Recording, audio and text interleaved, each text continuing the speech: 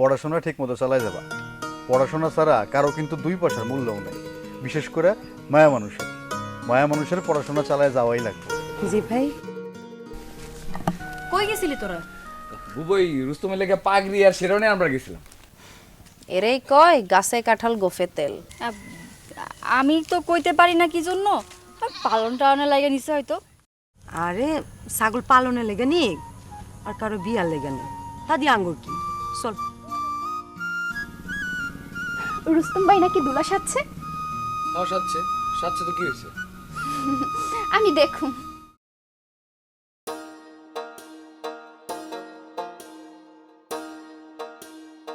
আব্বা, ওই যে দেখো আইছে, মায়ের দালাল আইছে। চটকনা খাবি কইলাম ময়না, চটকনা খাবি। আয় চটকনা দিবার আয়। চটকনা দিতে হইলে দরজা খোলা লাগবো, আর দরজা যদি খোলস তোরে আমি আর মমতা বউ আটকা থুইয়া জামুগা। পারবি আমাকে লগে? পারবি? ওই মায়া, আমি তোরে শেষবারের মতো কইতাছি, আমার দরজা খুইলা দে কইলাম। আমি তোর বাপ, তুই যদি আমার কথা না শুনস তাহলে আমি কইলাম তোরে তেজ্য কন্যা করুম। খুব ভালো হইব বাবা, খুব ভালো হইব। ত্যায্যকন্যা করে দিলে অনেক ভালো হইব। বুবুরে যদি তুমি ত্যায্যকন্যা করে দাও তাহলে বুবু কিন্তু আর একদিনও এই বাড়ি থাকবার পারবো না। হয়তো বাড়ির থাকবার পারবই না, উত্তরাধিকার সূত্রে এই বাড়ির মালিক হইব মিন্টু, মমতার তুই। হ্যাঁ পাবো কসুডা। এখনো সময় আছে বুবু, 2 ঘরের তালা খুইলা দে, নাইলে কিন্তু আব্বা তোরে ত্যায্যকন্যা করব। কি রে খোলস না কেন এখনো? তুমি জানো না আব্বা, আমি যদি তোমার ঘরে দরজা খুইলা দেই মা আমারে আস্ত রাখবো? আমি থাকতে তোর মা তোর গায়ে একটা ফুলের টুকাও দিতে পারবো না, আমি কথা দিতাছি। সন্ধ্যার পরে তো তোমার নিজের কথাই মনে থাকে না আব্বা, তুমি তো সব কিছু ভুলা যাইবা, আর ওই সুযোগে মা আমারে সেইসা ফেলাইবো। দেখছো বাবা, দেখছো বুবু তোমার অপমান করলো কইলাম। সন্ধ্যার পর তুমি তোমার নিজের কথা ভুলে যাবা কেন? কি রে মায়া, তুই এই কথা কেন কইলি? কেন কইছি তুমি জানো না আব্বা? তুই অক্ষণ আমার বাড়ি থেকে বাড়ি হবি, অক্ষণ। বাইরে বুবু বাইরে, অক্ষণ বাইরে। এই বাড়িতে থাকানোর আর তোর কোনো অধিকার নাই। তোরে আজকে আমি বাইরে গেলাম, মাছ কাহুক, তারপর দেখিস তোকে আমি কি করি। আজগর, নমস্কার। আমি অনেক বড় বিপদের মধ্যে আছি, তুই এইবারের মতো আমারে বাঁচা। আচ্ছা কাকু, হয়েছে কি? আপনি এরকম করতেছেন কেন? আরে মিনিটে মিনিটে সেকেন্ডে সেকেন্ডে মোবাইল করতেছে আমারে হনো। ও, তাতে অসুবিধা কি? আরে তুই বুঝতেছস না, তোরে আমি কইছি না যে পচা শামুকে পাও কাটছি আমি। খালি মোবাইল করিনি, মোবাইলে আমারে থ্রেটও করে। কোন কি? হ থ্রেট করে? হ কি থ্রেট করে? আমি নাকি ওরে কি সর্বনাশ করছি এইগুলি সালিশে সবারই ডাইকে কইব। পাগল হয়ে গেছে অনুপা, পাগল হয়ে গেছে। কোন কি? হ আমার তো ধারণা ছিল মুকসদ কাকু একাই পাগল, এখন দেখতেছি তার বউ তার চেয়ে বড় পাগল। এইবারের মতো আমার বাঁচারে আজগর, এই যে আমি তোর হাত ধরে কইতেছি, আমি এই বছর নামাজ ধরুম, আগামী বছর হজে যাবো, হজে গিয়া তবা কেটে আসো, আমারে এইবারের মতো বাঁচা।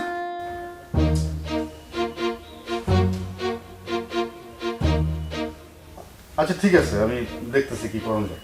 এখন চলেন, বাইরে চলেন। আচ্ছা আয়। তোমাদের টাকা দেবে না, কিন্তু জগন্নাথ ইউনিভার্সিটি জিগা কাকু। চা সিঙ্গারা সব ঠিক আছে? জি কাকা, সব ঠিকঠাক আছে। সাইড দিক লক্ষ্য রাখবি, 2 গ্রুপ লাগবার গেলে মাঝখানে গিয়া খারাপি, কাউরে লাগবার দিবি না, ঠেলা ঠেলা সরাই দিবি। ঠিক আছে। যা হন। ওরা কিন্তু বহু চেষ্টা করবো আমাকে চেতানোর লেগে, কিন্তু চেতানো সবার মাথায় একটা কথা রাখি। পারলেই তো গাড়াবে। কাকু আসসালামু আলাইকুম। ওয়ালাইকুম আসসালাম। রে তোর আইসস? ওই কাজল আহে নাই? আইসে তো ওইদিকে আছে।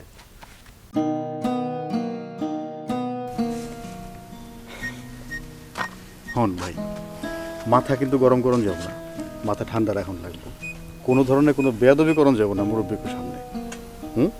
আপনারা সব মুরব্বীরা আছেন ভাই, আপনাদের সামনে বেদবি করুন, এটা কেমনে ভাবলেন? ঠিক আছে ঠিক আছে আজগর, থাক।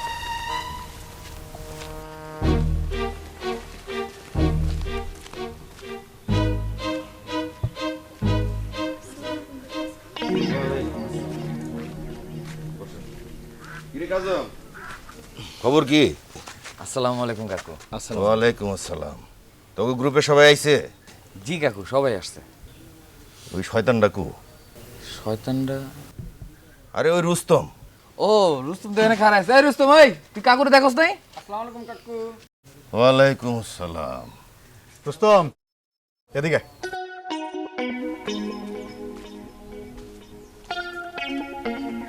শোন, তোর একটা কথা কই।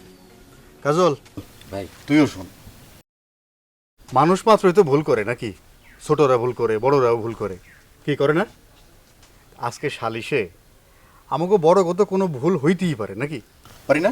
হ ভাই হইতেই তো পারে। যদি আমাকে বড় কোনো ভুল হয়েই যায়, তাহলে কিন্তু কোনো রাগারাগি, মারামারি, কোনো হুড়াহুড়ি, পারাপারি কিছু কিন্তু করা যাবে না ভাই, কোনো বেয়াদবি করা যাবে না, মনে থাকবো? মনে থাকবো ভাই, আমরা তো এই মারামারি কাটাকাটির মধ্যে নাই। ওই আমরা আমাকে কথা যুক্তি দিয়ে কমু, যদি ভুল হয় আপনার বড়রা আছেন শুধরে দিবেন। দেখছেন কাকু কি সুন্দর করে কথা কয়। তোকে এই সুন্দর কথাই তো আমরা বড়রা পছন্দ করি, শুনতে চাই। কাকু চলেন দেখছি বাজে থাকতে।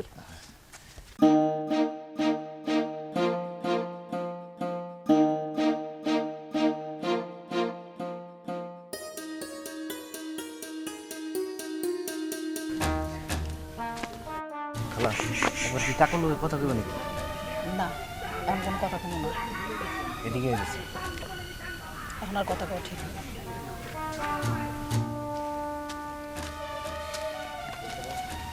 আজগর কাকু দেখছো সোনু আমার দিকে কেমন করে চাই রয়েছে?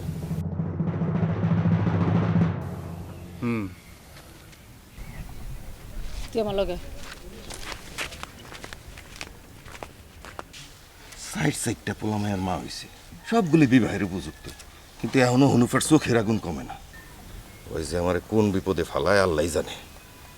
একটা জিনিস খেয়াল করছোস, হনুফা গুলো আমি একলা আইছি, মায়া ঘরও আনে নাই, আর ওর পোলাও আয় নাই, মকসুদও আয় নাই। ওর পুরা পরিবারে এক লগে নাকে দড়ি দেয় ঘুরায়। হ কাকু, এটা চোখ দেখেই বুঝতে পারছি। শুনুরে, যদি কোনো কারণে সালিশির রায় আমাকে বিপক্ষে যায় তাহলে কি করবি?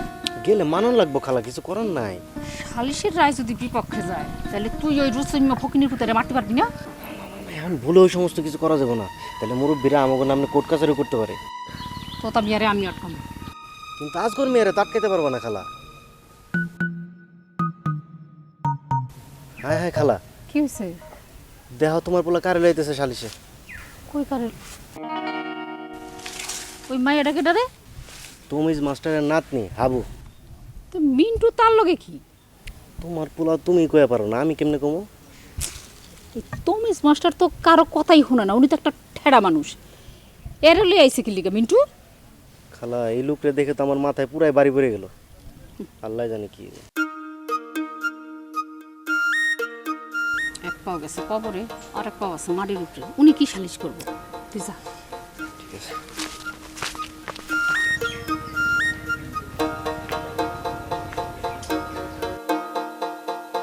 কাকু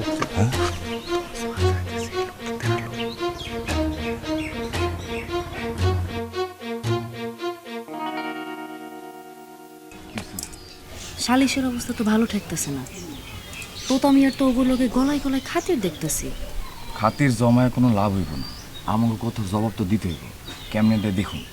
চিন্তা করো না বুবু, তোমার ভাই হইল অত্র এলাকার একমাত্র শিক্ষিত পোলা, তার লগে কেউ পারবো না।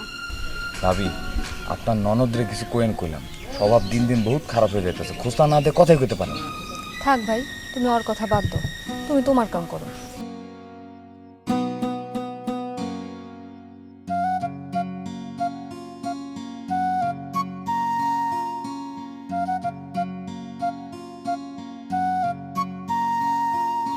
এই কি হয়েছে দেখা লাগবো না? ঠিক আছে।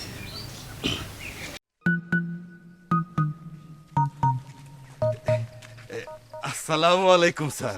ওয়ালাইকুম আসসালাম। কেমন আছেন আপনি? ভালো। তো তুমি তোতায় না? জি স্যার। তোতা লগে কেডা? স্যার আমি আজগর, মনে নাই আমার কথা? হ্যাঁ হ্যাঁ হ্যাঁ মনে আছে। তুই এই খোরশেদের পোলা না? জি স্যার। মিন্টু, তোমার মায় তোমারে ডাকতাছে, যাও। কই কই ওর মায় কই? ওই যে ওইখানে খাড়া আছে। ও আচ্ছা আচ্ছা, যাও। এই পোলাপান পরে আমার জীবনটা গেল, কিন্তু এই মিন্টুর মতো ভালো ছাত্র আমি আর পাইলাম না। স্যার, আমি কি খুব খারাপ ছাত্র ছিলাম?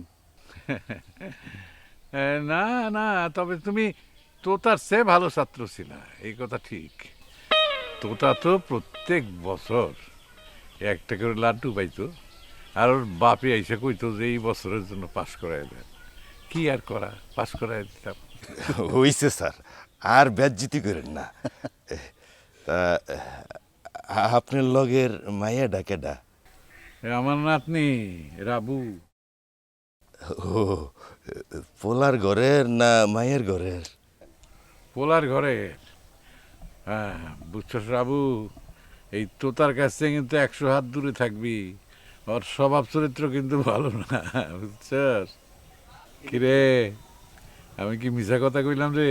হ্যাঁ স্যার, আমি কইলাম এখন কম বুড়া না। নাতনির সামনে আমার ইজ্জতের চাক্কাটা এমনি পাংচার করে দিলেন স্যার। না না, বুঝস না কে, নাতনি তো, এই জন্যে রসিকতাটা করলাম আর কি, বুঝছস? ও আচ্ছা, তাইলে ঠিক আছে স্যার। স্যার চলেন, এই সালিশের দেরি হয়ে যেতেছে। চলো। তুই তমিজ মাস্টারের নাতিরে কতদিন ধরে পড়াস? 2 বছর তো হইবই। কোনোদিন তো তুই কস না যে তমিজ মাস্টারের নাতিরে তুই পড়াস? পড়াই তো আমি মেলা পড়লাম, কারো কথাই তো কোনোদিন কই নেই আলাদা করে। ওর কথা কমুকে? তুই কিন্তু কামটা ভালো করস নাই। এই সালিশিতে তমিজ মাস্টারের আইন না। আম্মা, গ্রামের হগল সালিশ কিন্তু আগে তমিজ মাস্টারই করতো। ওইসে হারাইতে চাবে সামনে আর বন্ধ করিস না।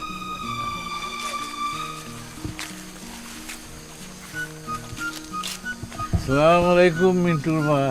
তওবা তওবা স্যার, আপনি আমারে সালাম দিয়ে গুনাহগার বানায়েন না। আমিও কিন্তু আপনার একজন পুরান ছাত্রী। তুমি শুধু ছাত্রী না মা, আমার সবচেয়ে প্রিয় ছাত্র মিন্টুর মা। তুমি তারে পেটে ধরছো। একটা কথা জানি না রাখো, আমার এই শিক্ষকতা জীবনে যত ছাত্র আমি দেখছি, মিন্টুর চাইতে ভালো ছাত্র আমি আর পাই নাই। স্যার, আপনার নাতনির কথা তো কিছু কইলেন না। হ্যাঁ, কেমন ছাত্রী? আছে, তবে মিন্টুর মতো ভালো ছাত্রও না, আবার তোতার মতো খারাপ ছাত্রও না। স্যার চলেন তো, এই সালিশের দেরি হয়ে যেতেছে। এই তাড়াতাড়ি সালিশ শেষ করুন লাগবো, মাগরিবের আগে শেষ করুন লাগবো। চলেন স্যার।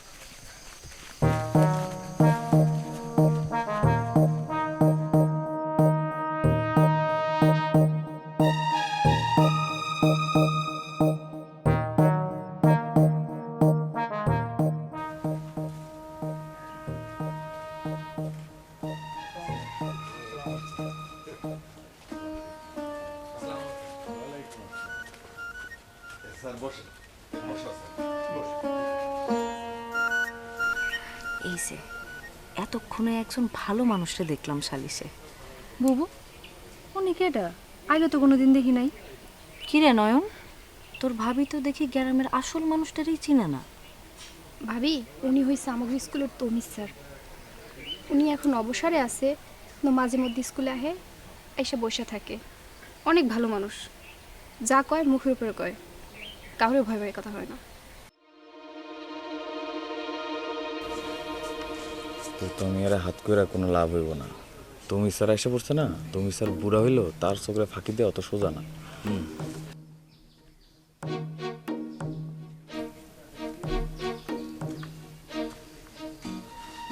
একবার চিন্তা করে দেখ মিন্টুর অবস্থা। কে কিছে? তোর মনে হয় না যে রাবু মাইয়ার খপ্পরে পড়ছে মিন্টু? এখন এই সমস্ত কথা বাদ দাও তো খালা। তমিজ মাস্টারের নিয়ে আমি তো বহুত টেনশনের মধ্যে আছি। এই সমস্ত জিনিস তো পরে ভাবতে পারবা নাকি? তমিজ মাস্টারের পণ্ডিতগিরি ছাড়া আর কি আছে? আছে কোনো জায়গা জমি, ঘর দুয়ার? হাজিরানে মজলিস, আসসালামু আলাইকুম। আপনারা যদি অনুমতি দেন তাহলে আজকের সালিশ কার্যক্রম শুরু করতে পারি।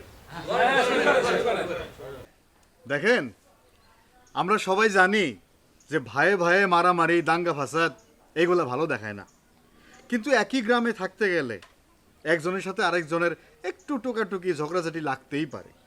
কিন্তু আমরা যারা একটু বড় আছি, মুরব্বীরা যারা আছেন তাকেও দায়িত্ব হইল এই সব ঝগড়াঝাটি মারামারি মিটমাট কইরা যুব সমাজের ভুল ভাঙায় দেওয়া, সমাজে শান্তি প্রতিষ্ঠা করা। আমি কি ঠিক বললাম? না না ভাই ঠিক বলছেন।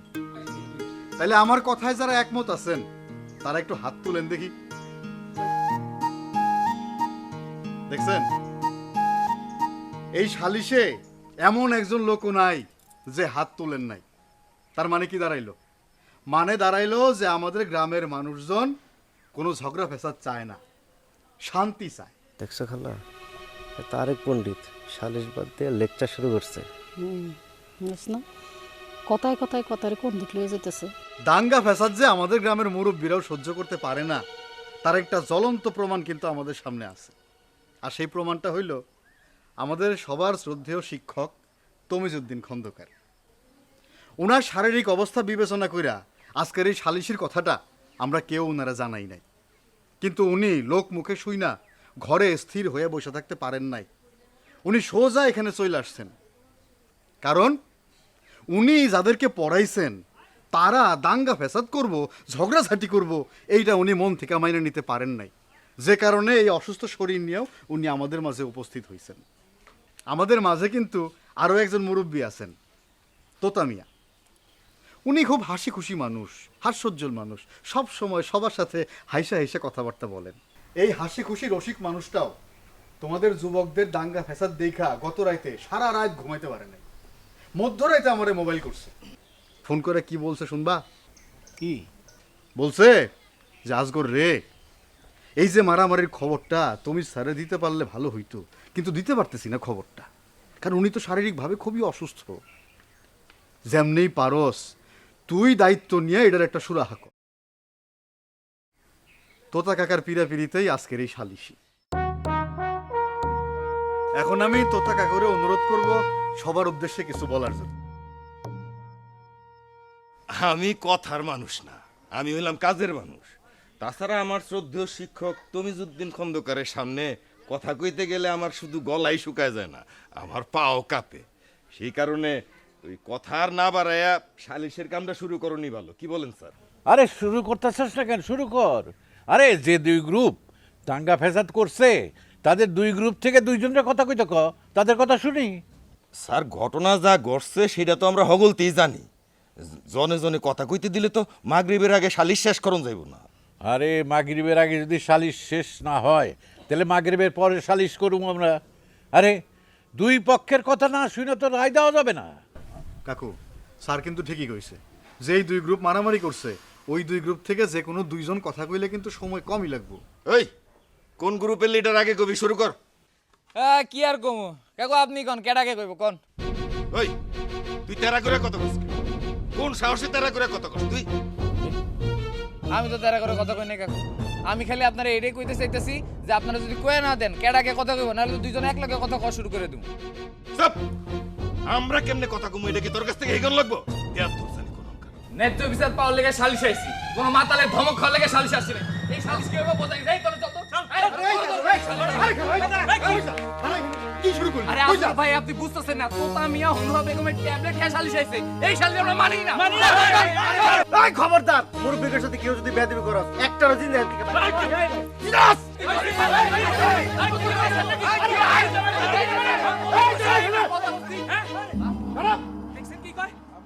স্যার কথা কইতেছে, স্যার অসুস্থ মানুষ, সবাই যার যার জায়গায় দাঁড়ায় চুপচাপ স্যারের কথা শোন।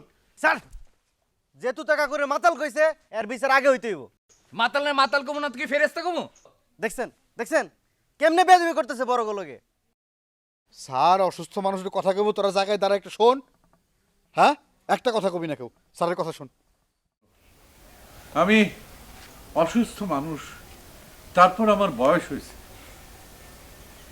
শুধু মনের জোরে, শুধু মনোবলটা সাথে করে এত দূর রাস্তা পার হয়ে এই সালিশে আসছি আমি। কারণটা কি? কারণ হলো এই গ্রামের মানুষ আমাকে ভালোবাসে, আমি এই গ্রামের মানুষকে ভালোবাসি। তাই আমি মনে করি সমস্যা যত জটিলই হোক না কেন আমরা এই সালিশের মাধ্যমে তার সমাধান করতে পারবো। তোমরা কি আমারে 10টা মিনিট সময় দিবা। ওই আজগর স্যার, তোর কাছে খুচরা পয়সা আছে? আছে না না, এই যে আমার কাছে আছে।